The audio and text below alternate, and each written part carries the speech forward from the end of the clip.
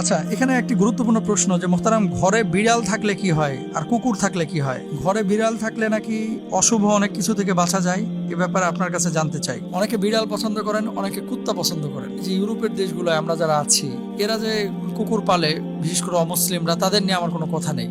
কারণ এটা তাদের কালচার, তাদের বউ নাই, বাচ্চা নাই, একাকিত্বে সময় কাটে না, এই জন্য একটা কুত্তা রাখে ঘরে। তারা তো আর শরীয়ত ফলো করে না, তারা অমুসলিম, তাদের কথা ভিন্ন। কিন্তু নবীজি সাল্লাল্লাহু আলাইহি ওয়াসাল্লাম বলেছেন, কোন মুসলিমের ঘরে যদি কুকুর থাকে আর ছবি থাকে, ওই ঘরে রহমতের ফেরেশতা প্রবেশ করে না। এখন এই সমস্ত দেশে, ইউরোপ, আমেরিকা, ইংল্যান্ড, এই সমস্ত আরবে, জর্ডানে আমি দেখেছি অনেক ফ্যাশন করে কুত্তা পালে। এখন বাংলাদেশে গুলশান বনানীতেও শুরু হয়েছে। যারা কুকুর পালন করেন তাদের ঘরে রহমতের ফেরেশতা ঢুকবে না। আর যদি শিকারের জন্য কেউ কুকুর পালন করেন, তাহলে সেটা জায়েজ আছে, আপনি ঘরের বাইরে রাখবেন, অথবা বাড়ির নিরাপত্তার জন্য যদি রাখতে চান, যেমন র্যাব স্কোয়াডে আছে, আর্মিদের কাছে কুকুর আছে, এগুলো জায়েজ আছে। কিন্তু এটার সাথে মাখামাখি করার কিছু নেই, কারণ কুকুরের লালা নাপাক, আর সত্তাগত ভাবে আবার কুকুর কিন্তু নাপাক না। তাহলে আপনারা প্রশ্ন করবেন যে এত নাপাকি তো আল্লাহ বানাইলো কেন? নাউজুবিল্লাহ। প্রত্যেকটা প্রাণীর পেছনে কোনো না কোনো কল্যাণ আছে, যেটা আল্লাহ সুবহানাহু ওয়া তাআলা জানেন। কিন্তু যেহেতু আল্লাহ পালতে না করেছেন নবীজি সাল্লাল্লাহু আলাইহি ওয়াসাল্লাম, সেজন্য আমরা ঘরের মধ্যে এটাকে গৃহপালিতের মতো লালন পালন করব না।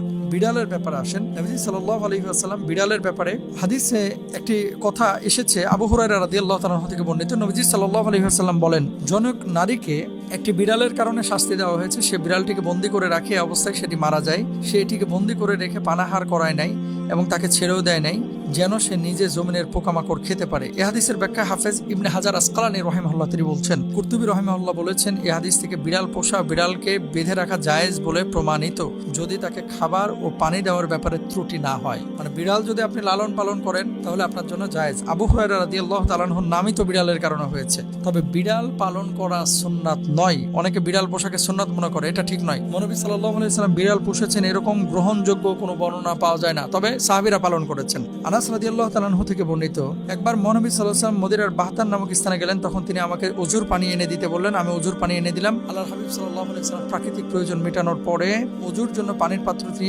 নিতে যাচ্ছিলেন। তখন একটি বিড়াল এসে পানির পাত্রে মুখ দিয়ে পানি খেতে লাগলো। আল্লাহর হাবিব সাল্লাল্লাহু আলাইহি ওয়াসাল্লাম শেষ হওয়ার জন্য কিছুক্ষণ অপেক্ষা করলেন। আমি প্রশ্ন করলে তিনি বললেন, বিড়াল ঘরের প্রাণী, বিড়াল মুখ দেওয়ার কারণে পানি নাপাক হয় না। তাহলে বিড়াল কিন্তু নাপাক প্রাণী না, বুঝতে পেরেছেন? এবার আসেন, কেউ কেউ বলছেন ব্যাখ্যা করে কিছু কিছু বর্ণনা থেকে নিয়ে, যে বিড়াল যদি ঘরের মধ্যে থাকে বাড়িতে বদজিন আসতে পারে না। এটা অনেকে পরীক্ষিত আমল বলেছেন। বিড়াল যদি ঘরের মধ্যে থাকে, তাহলে রাত্রিকালীন সময়ে বাচ্চারা যে ভয় পায়, এই ভয় কম পায় বাচ্চারা।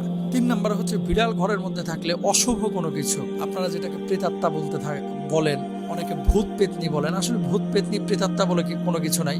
মানুষ মারা যাওয়ার পরে তার রূপ ফিরে আসে না, কিন্তু কেউ কেউ এটাকে ব্যাখ্যা করেন যে ফিরে আসে, অনেকে বলেন। তো এই ধরনের ভয়ঙ্কর কোনো কিছু ঘটলে রাত্রিবেলায় সেখানে আসতে পারে না, অনেকে এইভাবে ব্যাখ্যা করেন। তারপরে ক্ষতিকর পোকামাকড়ের ইশারা ইঙ্গিত আগে থেকে বিড়াল টের পায় মানুষের আগে, এবং তাদের ঘ্রাণ শক্তি খুব প্রখর, এই জন্য ঘর বাড়ি নিরাপদ থাকে। তো এগুলো হচ্ছে আলাদা আলাদা ব্যাখ্যা।